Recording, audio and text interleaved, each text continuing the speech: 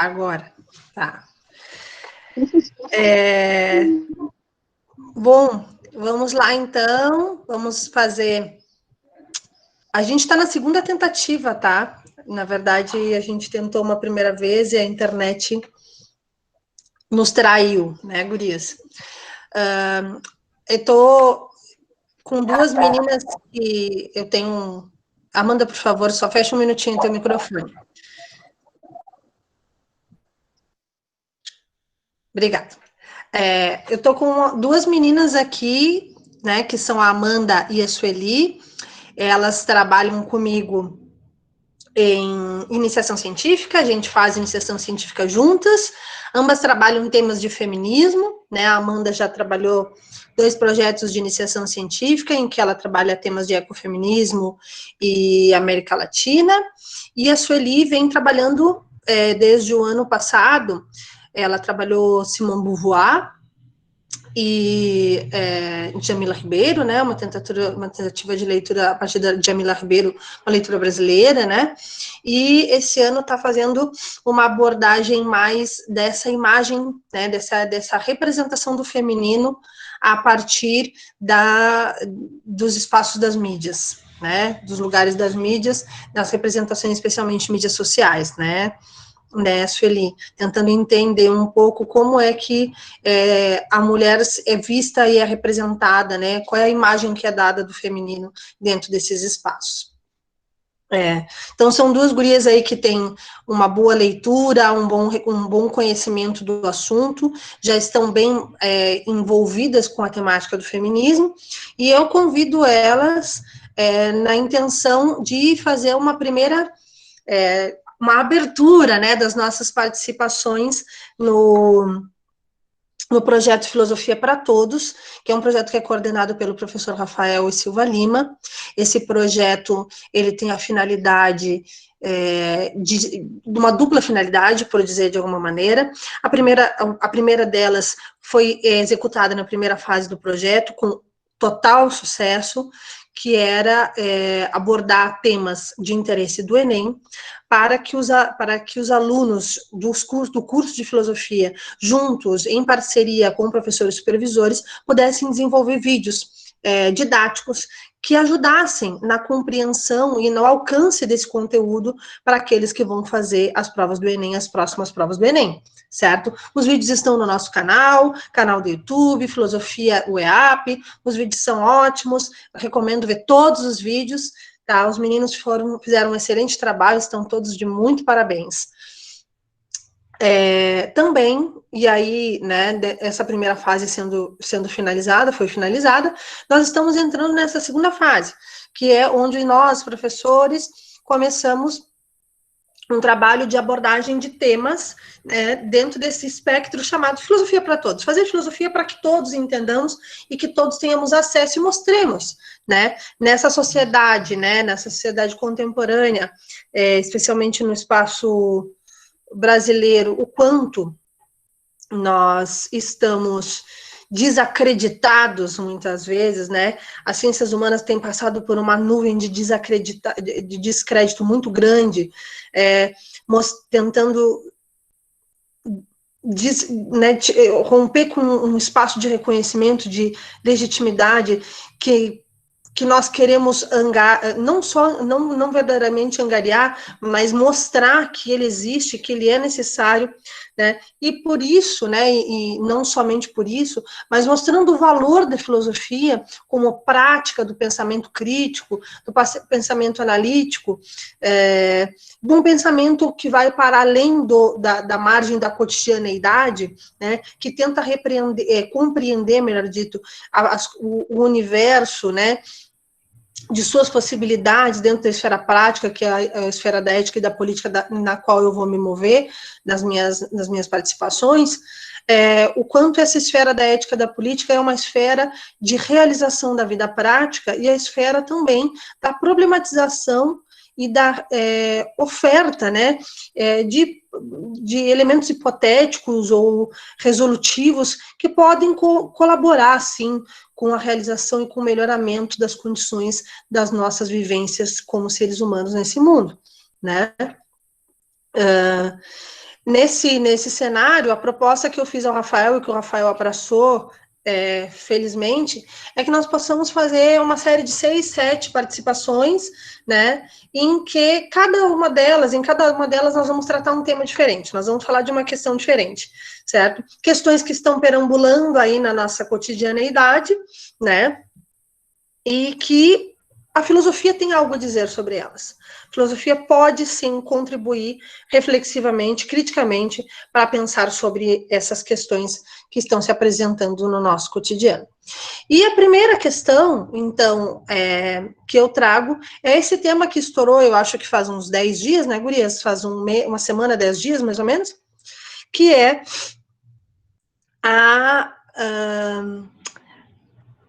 a questão que foi levantada por um jogador de futebol, né, em que ele afirma, após, né, uma grande pressão social e tal, para que a contratação dele por uma equipe, né, de futebol chamada Santos no Brasil, esse jogador de futebol, então, cancelado o contrato dele, né, suspenso a negociação do contrato dele, esse senhor, ele então se expressa, né, ele se expressa publicamente, tentando desconstruir a legitimidade do movimento feminista, né, dizendo, infelizmente existe esse movimento feminista, né, que inclusive muitas delas não são mulheres, e segue falando, né, sobre o caso que fez com que com que a situação se tornasse tão pública e tão notoriamente exposta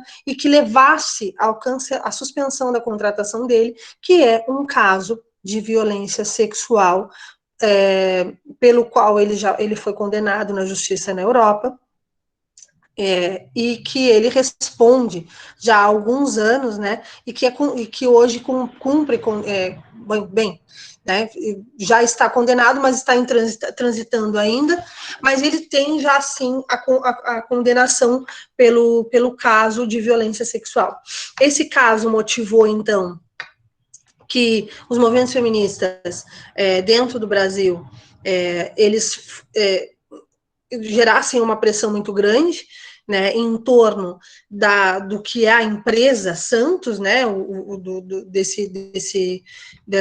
desse clube de futebol chamado Santos, e para que cancelassem a negociação do contrato desse senhor, em vista de que esse senhor, bom, ele tem uma mancha na reputação dele que, para, né, a sociedade contemporânea, dentro das demandas que se apresentam na sociedade contemporânea, ela é uma mancha muito importante, que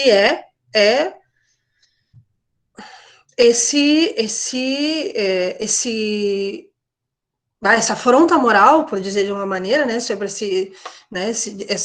que é essa distorção moral, né, essa imoralidade que e para além da imoralidade, né, a ilegalidade também, né, de um ato que é o ato de violência sexual, certo?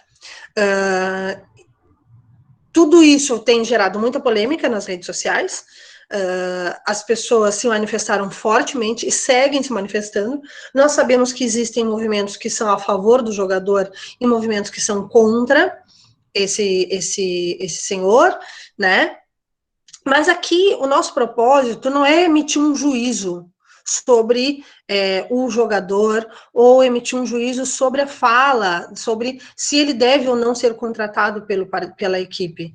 Esse não é o nosso propósito. Nosso propósito é tentar analisar esse contexto que se apresentou para nós, né? Aquilo que se mostrou como uma realidade muito interessante de se tentar analisar criticamente, que é a realidade que é vista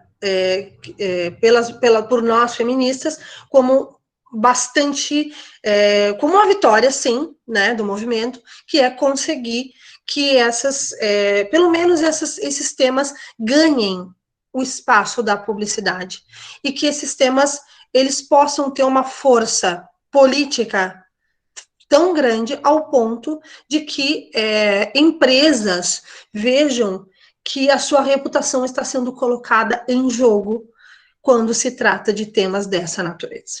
né? Esse é o ponto sobre o qual nós vamos transitar, e também, e especialmente, um elemento que nos é caro, as três aqui que vamos conversar, que é o quanto a nossa privacidade é pública e quanto o público é privado, né? Que é o nosso carro-chefe aqui de discussão. Eu vou, em seguida que as gurias falarem, eu vou fazer alguns comentários que eu acho que nós podemos fazer bem interessantes, e eu acho que há pouco eu tive um insight aqui falando com as gurias na nossa primeira tentativa de gravação, tá? Que é essa discussão. Nós sabemos que dentro do movimento feminista existe um jargão muito importante e que ele motiva N discussões e teses de teóricas do feminismo, que é o privado é público, né? Essa foi uma bandeira, uma bandeira dos movimentos sociais muito forte, né?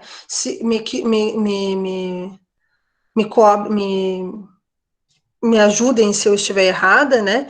Os movimentos sociais se observam a distrofia que existe, né, na compreensão de que tudo que é privado, o que é privado fica na esfera privada, né, e começam a ver, por exemplo, que a violência sexual, ela é justificada, a violência entre casais, ela é justificada com essa frase, né, aquelas frases que nós conhecemos, né, briga de marido e mulher, ninguém mete a colher, né, o que a gente faz dentro de casa só diz respeito ao que as pessoas que estão dentro de casa, o que eu faço na minha casa é problema meu, esse tipo de coisas assim, né, mas nós também vimos que sim, para além da pessoalidade na nossa vida privada, da privacidade do indivíduo, né? Aquilo que é persona, que diz respeito à nossa pessoalidade, nem tudo o que nós transformamos em pessoal é realmente pessoal, né? Porque nós vimos, as feministas, no seu momento viram, e acho que a Sueli caiu, e acho que a Amanda também, nós vimos, não, só deu um, né? Nós vimos que essa foi uma afirmação, que essa foi uma apropriação da fala, que foi muito interessante para justificar a sobreposição, digamos, a dominação masculina sobre o feminino. Né? O que acontece dentro de casa só diz respeito a esses sujeitos que estão dentro de casa, mas acontece que o que está acontecendo dentro das casas é que as mulheres estão apanhando e estão morrendo cada dia mais, certo? Então, não. Que é privado, nem tudo que é privado diz respeito à privacidade. Nem tudo que é privado só diz respeito a mim mesma. O que é privado também é de interesse público, porque a preservação da vida humana é uma obrigação, sim, do Estado. Né? Faz parte das funções do Estado. Né? E, por exemplo, não só a morte, mas a violência, a violação sexual, como muitas mulheres sofrem diariamente, também é um tema de interesse público, né? Nós não podemos colocar isso como um tema de interesse privado. Dentro desse cenário, nós vemos, né, a importância de discutir essa frase, né, esse jargão que tornou o tema da nossa primeira fala, que é, infelizmente, existe esse movimento feminista, né, e aí eu convido, então, a Sueli, já que a Amanda caiu, né, a gente não tem escolha de quem convidar de primeiro, eu convido, então, a Sueli a fazer seus comentários sobre esse assunto e falar um pouco sobre o que ela pode nos aportar sobre essa temática. Sueli, seja bem-vinda. Olá, obrigada pelo convite. Primeiro, assim, a gente percebe, né, que a fala dele é carregada de coisas que a sociedade, uma sociedade brasileira como uma sociedade machista, ela espalha, né? Então, a primeira que eu posso perceber, né, que a gente pode perceber, é dele inverter, né, a situação. dele tirar o foco dele, que foi um crime que ele cometeu, e dele não aceitar isso e colocar a culpa do que está acontecendo no feminismo. Ele falar que o feminismo, tentar falar que o feminismo é uma coisa ruim, é uma coisa que desequilibra a sociedade, sendo que ele não consegue perceber que o que ele fez, ele violou os direitos de uma pessoa, que tem leis para isso, que consideram que ele fez um crime, tanto na Europa quanto aqui no Brasil. E ele não consegue perceber que isso é uma ameaça, e que o movimento feminista, pelo contrário, não é uma ameaça. É um movimento que pretende proteger, pretende garantir a liberdade para as mulheres, pretende fazer com que elas tenham consciência da condição delas de mulher e lutar para que essa condição melhore e para que a sociedade seja uma sociedade mais democrática. É engraçado não, é triste, né, que a fala dele, ela é carregada disso, e ela é carregada de um pensamento que não é um pensamento só dele, não é um pensamento compartilhado só dele, é um pensamento que a sociedade brasileira em si, não na maioria, né, ela carrega com ela, que a culpa é da mulher, que ele tentou mostrar ali na fala dele, ele não se desculpou por aquilo que ele fez. Ele tentou mostrar que a culpa era dela, porque a mulher estava numa boate, numa festa, então ele se achou no direito de violar os direitos dela, o limite dela. E aí ele não viu que isso era uma coisa ruim, né? Eu não consigo entender, compreender como uma pessoa que não vê no ato de violência que ele fez, que ele cometeu com ela, um ato que agride uma vida, né? Ele não viu nela, antes de tudo, de ser mulher, um ser humano.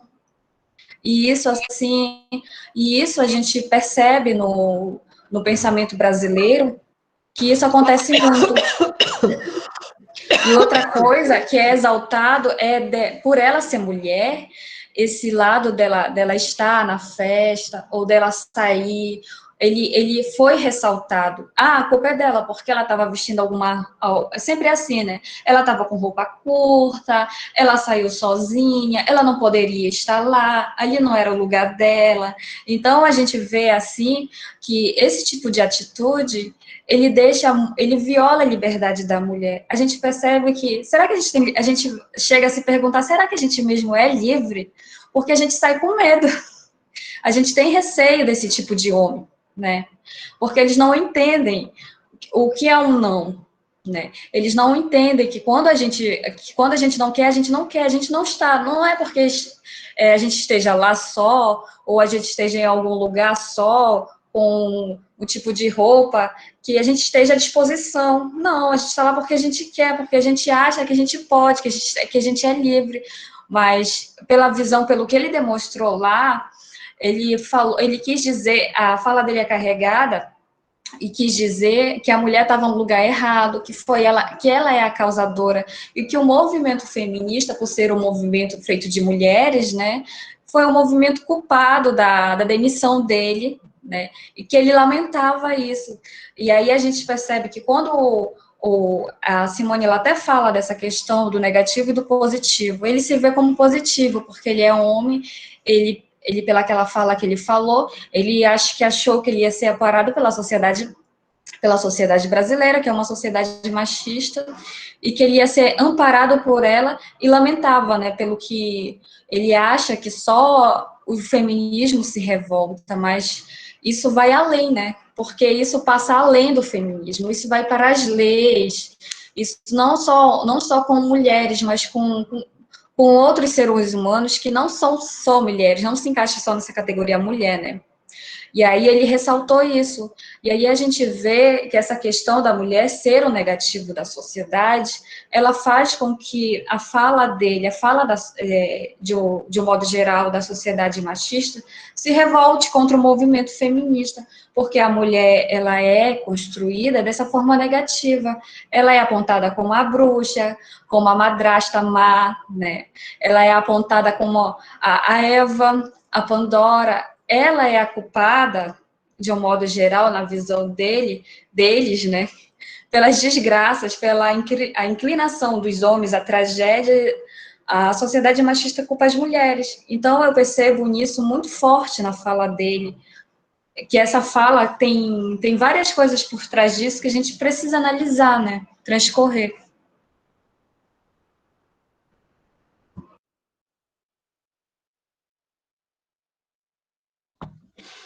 Amanda, será que vai conseguir falar? Acho que a Amanda caiu, né? Parece. Uhum. Bom, como a Amanda tá aí nessa... O sinal da Amanda tá muito ruim hoje. Quem sabe a gente tem até que fazer uma outra... um outro encontro para trazer a Amanda, né? Quem sabe a gente faça um outro encontro falando a versão da Amanda, né? A gente faz a versão da Sueli e a versão da Amanda, né?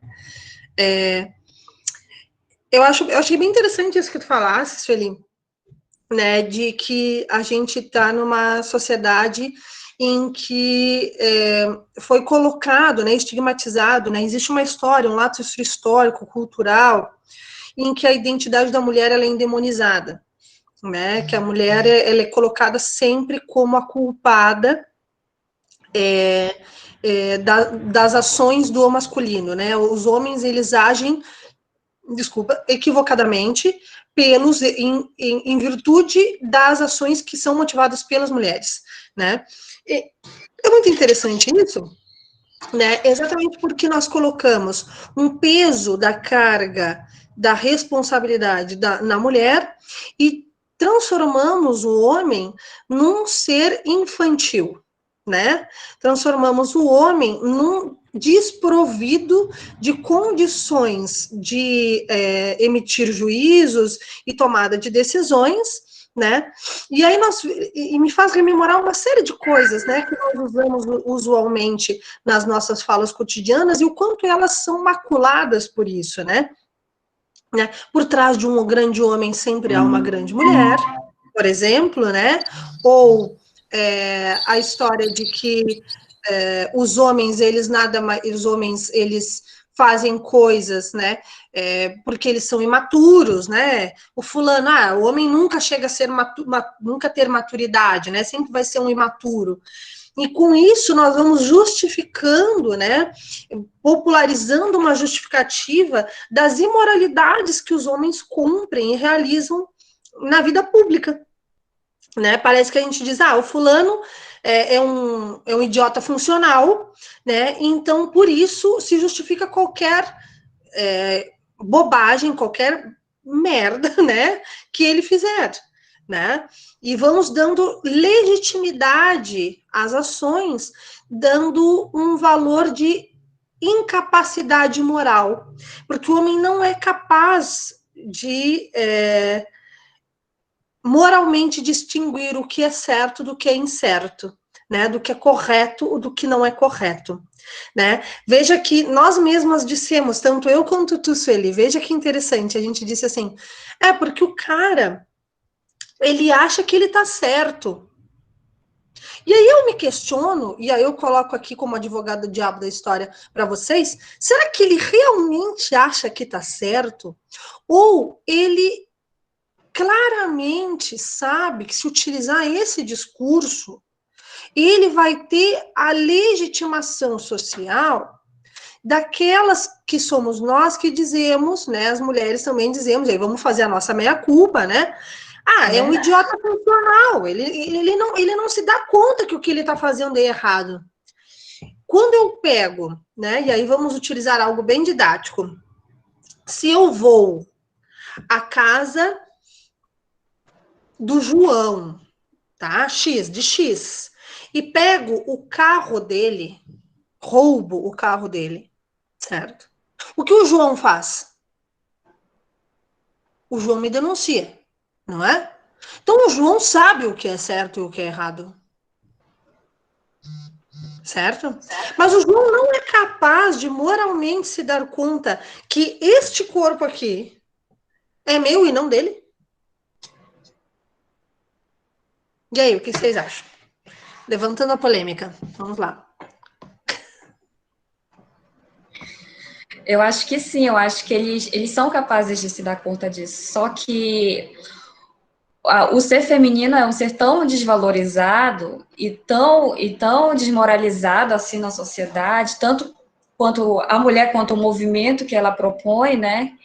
Que às vezes eles têm, eu acho, a sensação de que nada vai acontecer, né? Eles vão ser apoiados pela sociedade, que é uma sociedade machista. Desculpa.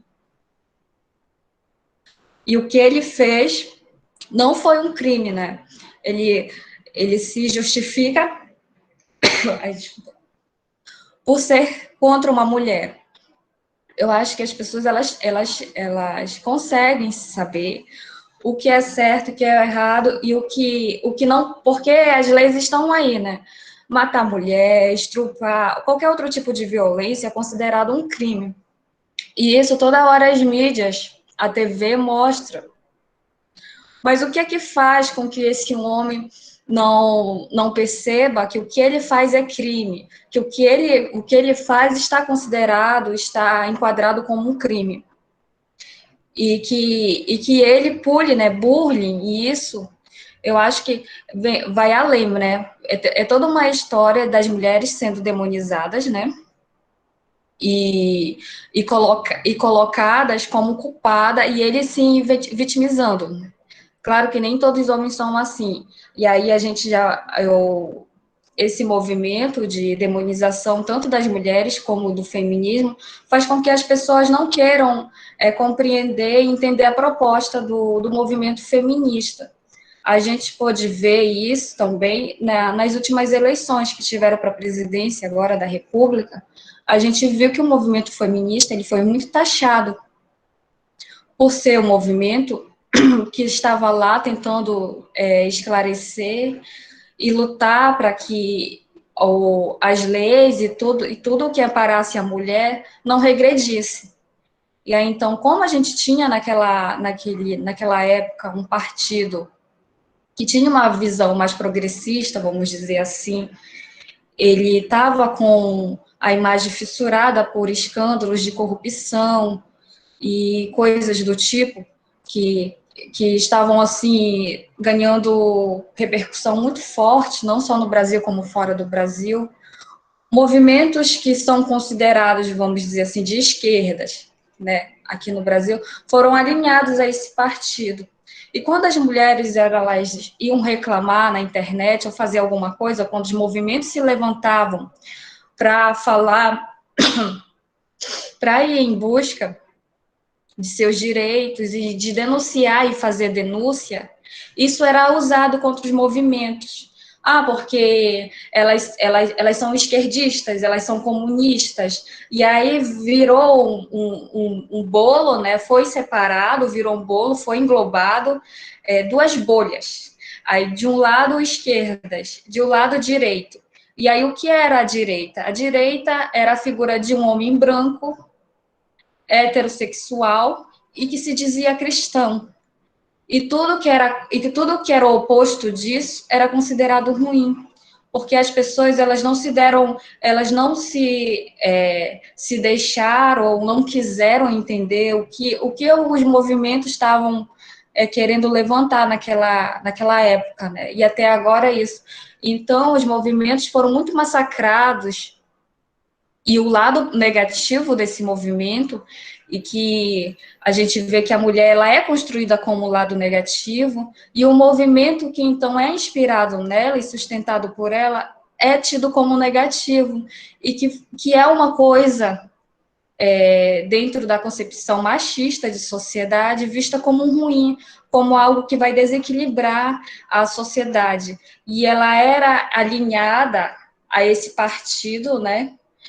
E para denegrir a imagem do movimento. Então, eu acho que hoje assim, atualmente, a gente tem essa responsabilidade e esse desafio de quebrar essas duas bolhas que foram criadas, esquerda e direita, porque o movimento feminista ele está além disso, né? Ele não está só lutando pelas mulheres que se dizem feministas, mas também pelas aquelas mulheres que não se veem como feministas, não se enxergam como feministas, mas que têm o direito de ser amparadas, de ser livre, de lutar por uma sociedade mais justa.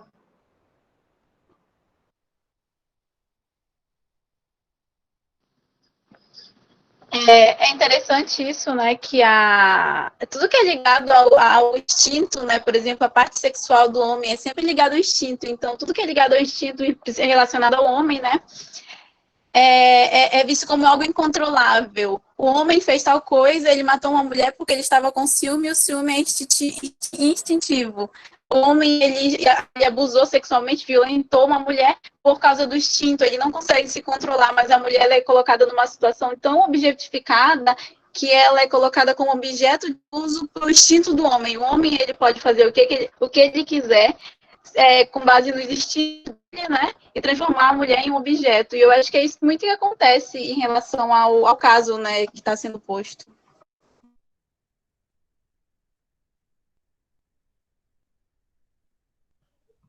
Bem legal isso que tu fala, Amanda, que tu falou também, Sueli, porque a gente está dando razões.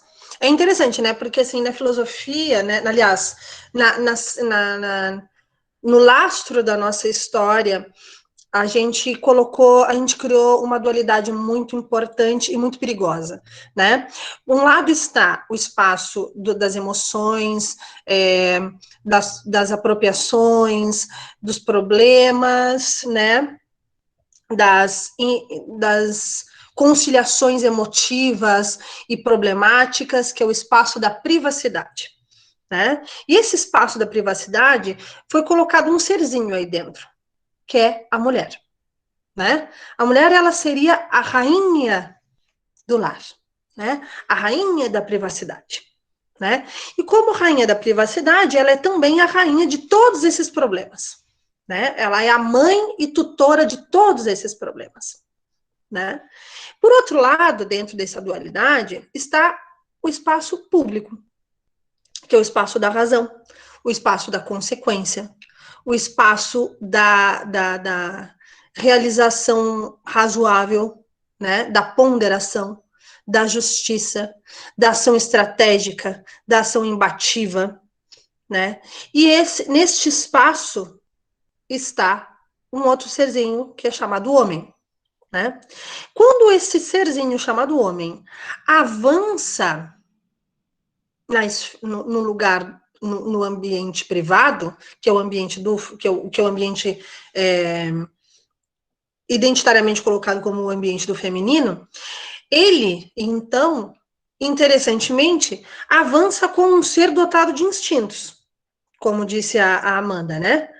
E como esse sujeito instintivo, né, violento e agressivo, né, porque é o que a esfera privada exige dele, né, um homem de negócios é um homem forte, é um homem violento, é um homem embativo, agressivo, ele também é um homem que no espaço dos instintos, né, na esfera dos instintos sexuais, ele age da mesma forma, né, ele se representa da mesma forma e atua com a mulher como uma propriedade, né? Porque na esfera privada nós temos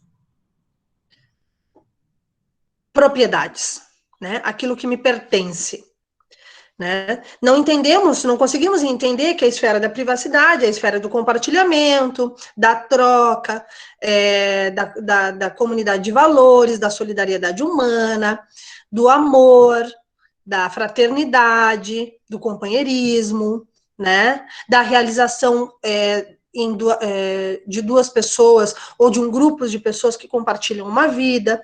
Nós não conseguimos entender assim, né? E é isso que nós fomos colocando, né, como espaço da privacidade. É o espaço em que duas pessoas ou um grupo de pessoas que convivem, elas têm propriedades, elas se apropriam, né?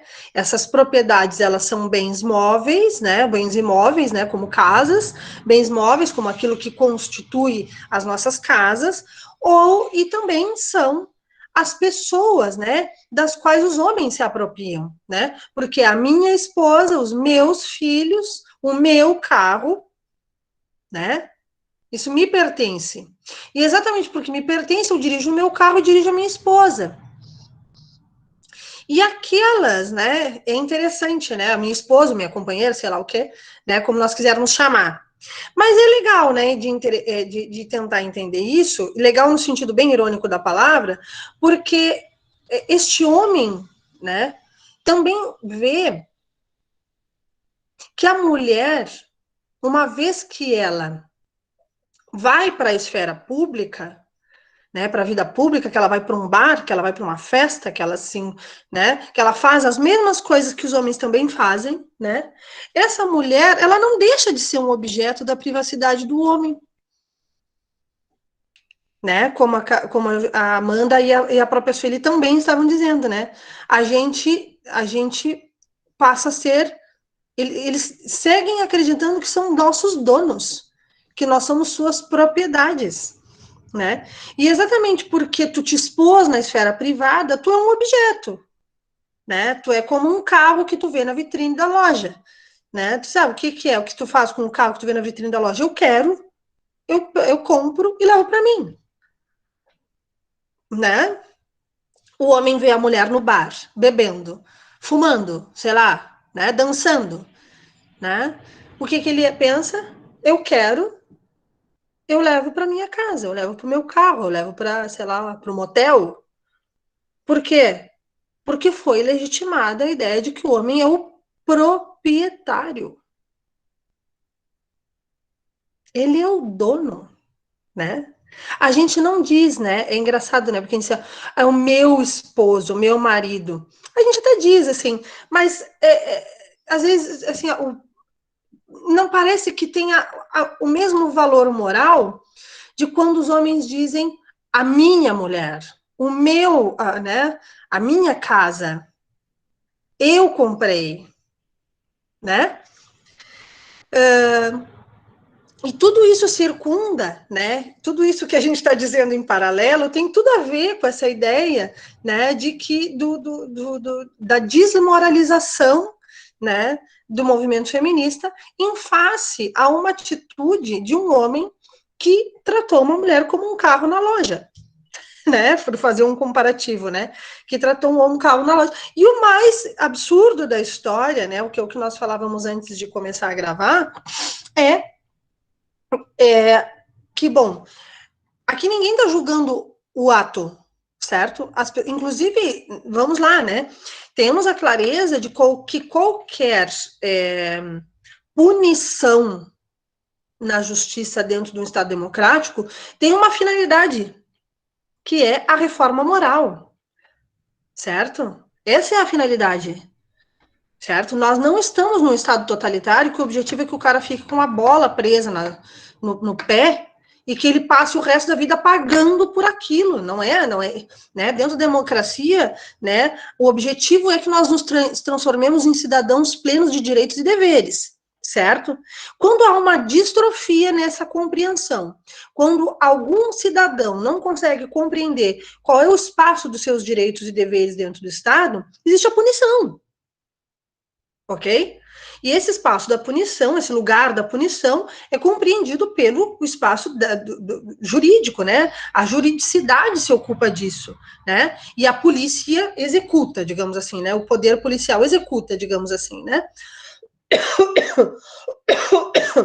Uma vez transformado, uma vez alcança-se essa grande vitória que o movimento feminista alcança, né, de conseguir a compreensão pública de que as mulheres não são propriedade legítima de ninguém, que as mulheres são donas de si mesmas, né? Que a dignidade humana ela é inalienável, que ela me pertence, eu não pertenço a ninguém, eu não sou dono, meu marido não me coordena, né? O meu companheiro não me coordena, ele é só o meu companheiro, né? Então ele não tem direito sobre o meu corpo e sobre a minha pessoalidade, né? Isso se torna crime, certo? E é crime no Brasil e é crime em muitos outros países, né? Onde desses países, é o país em que esse senhor foi, né, julgado e sim está cumprindo. Bom, uma vez que isso termine, esse processo termine, terá que cumprir a punição que lhe for cabida, né? Mas o ponto aqui é, será que nós estamos aqui como feministas dizendo, não, tem que cumprir para o resto da vida, agora nós vamos manchar o nome do cara para o resto da vida. Esse não é o ponto. O ponto é, será que nós podemos, né? Será que não é necessário, melhor dito, que a gente enxergue, que a gente veja que esta pessoa cometeu um crime grave? É bastante grave o que esse senhor cometeu, né? E mais, que para mim esse é o grande ponto. O ponto não é que ele tenha cometido, ele pode se arrepender. E é por isso que o Estado Democrático acredita nos cidadãos ao ponto de dizer, olha, nós vamos te retirar direitos por um período para que tu possa rever tuas ações, mas depois tu vai voltar a ser um cidadão pleno de direitos, certo? Mas o problema não está no fato desse senhor, a priori, tá, ser punido, porque uma vez que você erra, e erra ferozmente, como é o caso, você é punido. O problema está exatamente para nós e para mim, né, digo por mim, é que esse senhor, para além de já ter sido cometido erro, ter sido punido, ele segue deslegitimando os fatores legais e morais que tornaram a ação dele imoral e ilegal. Ele não conseguiu ainda compreender que o que ele cometeu é crime e que é imoral. E tenta, através do espaço privado, através do espaço dos meios, através dos meios, através dos meios, as meninas caíram, eu vou seguir, tá? Através dos meios legais, aliás, através dos meios das mídias, né, deslegitimar a ação da mulher, né, fez uma fala dizendo, ela estava numa festa, estava num ambiente público, né, bebeu e tal, né, tentando justificar a sua ação, com mais ainda elementos para que o movimento feminista caia em cima, né, como a gente diz, caia de pau, mostrando que, bom, não existe reforma moral, né, não existe reforma moral, que esse senhor está justificando seus instintos mais baixos e mais rastreiros, né, o uso desses instintos numa suposta ação de alguém que ele entende como um objeto das suas intenções, intenções mais lascivas, né? Então, o ponto, né, que eu acredito que o movimento feminista precisa, ou que está batendo nesse momento, não é sobre a reforma, a potencial reforma moral dos seres humanos. Aliás, todos nós, como democratas que somos, devemos, né, ou deveríamos, acreditar na reforma moral das pessoas. Afinal de contas, ninguém é essencialmente bom ou essencialmente mal. As pessoas se constroem, se transformam moralmente, certo? Por isso a sociedade ela evolui, ela se transforma, ela progride, né? O que antes nós conseguíamos compreender como imoral ou ilegal, hoje nós não conseguimos, aliás, o que antes nós não conseguíamos compreender como imoral ou ilegal, hoje nós conseguimos compreender muitas coisas, e esses são os avanços que a nossa sociedade, os avanços morais que a sociedade consegue atingir, né? Que nós conseguimos compreender que existem coisas que elas não são negociáveis, né? Mas que há 50, 70 anos atrás a gente não conseguia compreender isso, né? Que não fazia parte do nosso rol de exigências humanas, né? Que nós não conseguíamos entender que, por exemplo, um homem não era dono de uma mulher, né? Que um homem ele não tinha propriedade sobre uma mulher. Mas hoje nós conseguimos compreender isso, né? Nós conseguimos ter essa dimensão e cobramos isso, e se transformou em lei, e o Estado Democrático de Direito construiu todo um arsenal, né, uma estrutura para transformar isso em políticas públicas, por um lado, né, que a gente veja que as políticas públicas existem políticas públicas para educar socialmente, para a educação social, para esses direitos, né? E, por outro lado, existe uma estrutura, sim, jurídica, né? Que vem se preparando, que vem se melhorando para atuar nos casos em que esses cidadãos sigam negando esse direito que é constitucional, né? Esse é um direito que faz parte das bases constitucionais do nosso Estado, né? Que é o Estado brasileiro, ou como é o Estado, alguns são os Estados europeus, alguns Estados europeus, certo? O ponto disso tudo nós estamos negando o direito democrático da reforma moral? Não. Reitero, né? Não está se negando o direito democrático da reforma moral. O que está se repudiando como feministas é que este senhor não consiga reiteradamente assumindo um papel de desmoralização e desrespeito aos direitos das mulheres, né? Um desrespeito à imagem, o espaço que a mulher ocupa, né? Então, infelizmente, existe um movimento feminista? Não, felizmente existe um movimento feminista. E felizmente o movimento feminista consegue trazer à tona elementos tais como são esses. O movimento feminista tem N questões que podem ser discutidas, sim. Nenhum movimento é perfeito, nenhuma estrutura social é perfeita. Ela está sempre passiva de melhoramento e transformação moral, certo? Mas o que nós não podemos é desconstruir o valor do movimento feminista em face à justificação mais rastreira possível que nós possamos, que seja passiva de ser dada por homens, né? E aí uso no plural, que não conseguem compreender o valor da dignidade humana, né? Que não conseguem entender que não são donos ou proprietários, né? Dessas mulheres, que essas mulheres têm seus próprios valores identitários, que elas são sujeitos de direito, que elas são seres independentes e autônomos e que não fazem parte do rol das propriedades masculinas em nenhum momento, né? Com isso, né, eu acho que vou ter que ir encerrando sozinha, porque as meninas estão realmente com dificuldades de internet, e finalizo a fala primeiro agradecendo, né, a participação que a Sueli e a Amanda fizeram aqui, né, sempre é muito bom a gente poder trocar uma ideia e ver o que as gurias disseram foi muito, muito interessante, né, e retomo aqui esses elementos, né, que as gurias falaram. Por um lado, a Sueli chama atenção para o fato de que temos uma sociedade que aniquila o feminino de maneira a colocar todas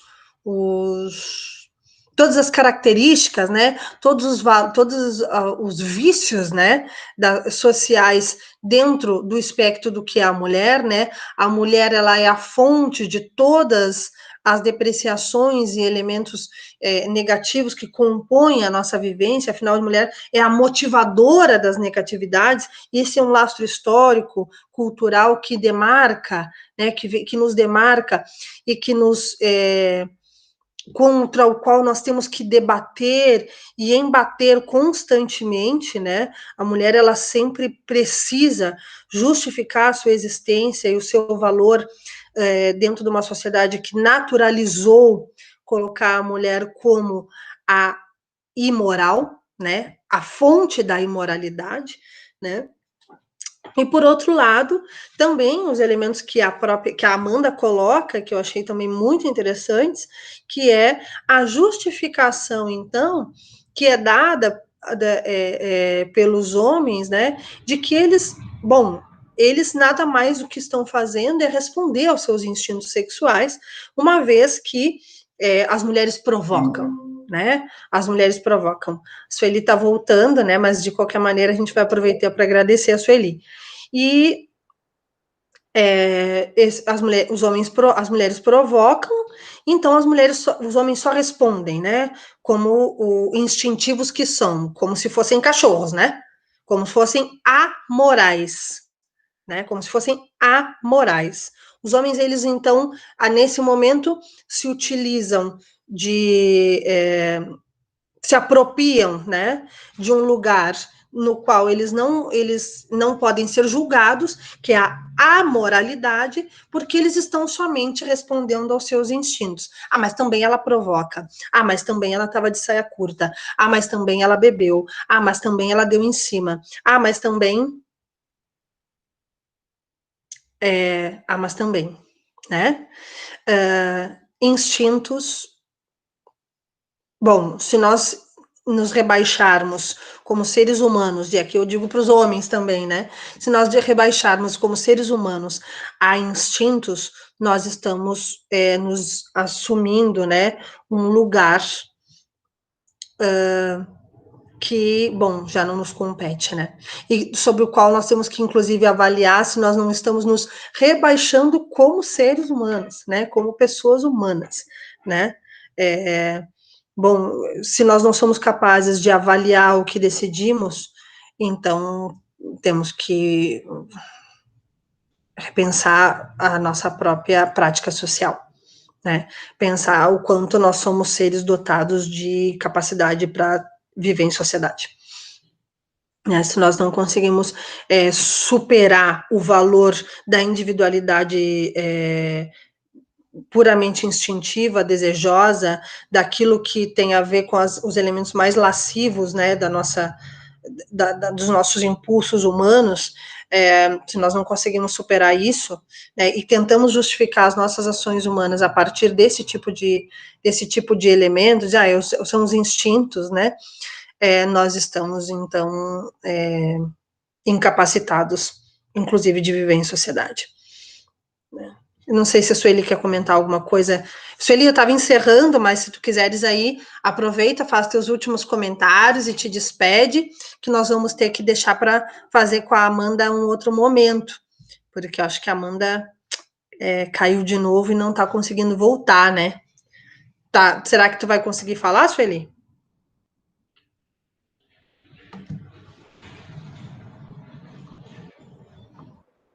Acho que sim, agora sim. Assim, uma coisa, né, que eu queria ressaltar nessa fala, eu não sei se a senhora já colocou isso, é a questão de como a gente vive num país, assim, muito cristão, né, muito religioso, e ele usou disso. Ele disse, mas alguma coisa assim, peço perdão para Deus, porque eu pequei. Mas aí, então, ele não conseguiu ver aquele ser humano, e é engraçado que é outra contradição, é engraçado não, é triste, que é outra contradição que a gente percebe ali, que nem o segmento do cristianismo ele tava cumprindo ali, porque ele desrespeitou um ser humano, né?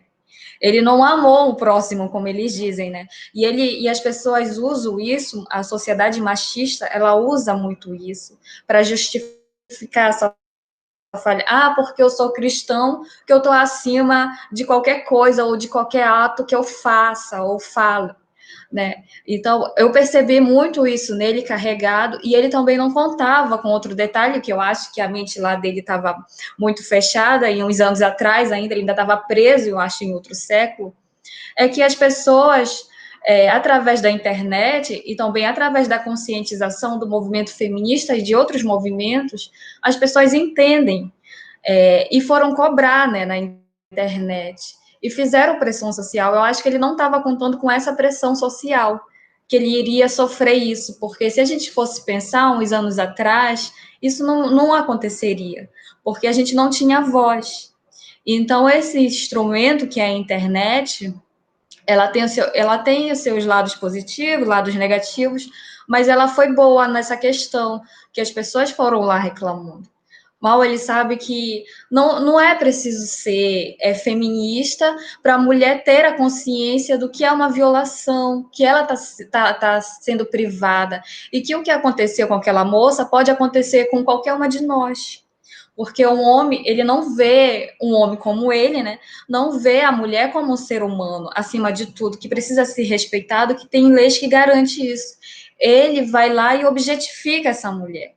Ele faz uma objetificação dessa mulher, transforma ela em um objeto. É como a Djamila fala, ele transforma ela em um móvel. É um móvel que tem uma utilidade, colocar um livro em cima, ou colocar o computador, usar para fazer refeição. É assim que ele faz, ele transforma em um móvel. E esse móvel sexual. É isso que é o mais triste. Mas o que me alegra é ver que as pessoas estão percebendo isso, e as mulheres, não só mulheres, mas como homens, eles estão porque na situação dele aí é um time que é aceitável, e as empresas percebem que a maioria das pessoas são mulheres e que elas merecem ser respeitadas.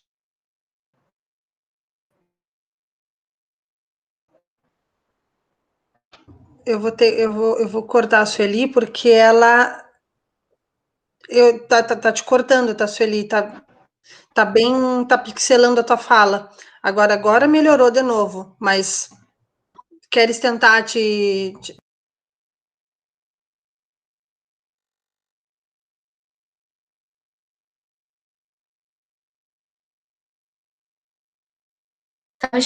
De novo. Acho que caiu.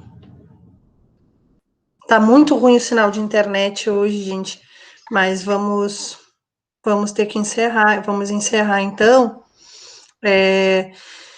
Agradecendo a Sueli muito, tá? Gostei muito das coisas que tu falasse, eu acho que tu trouxesse reflexões muito legais, Sueli, muito legais mesmo, tá? Aportasse coisas sobre as quais eu ainda nem tinha pensado, assim, em face a essa questão específica, e esse é o valor dialético da filosofia, né, que ela nos aporta elementos para refletir juntos e pensar juntos, né, não existe razão pública constituída pela privacidade, né?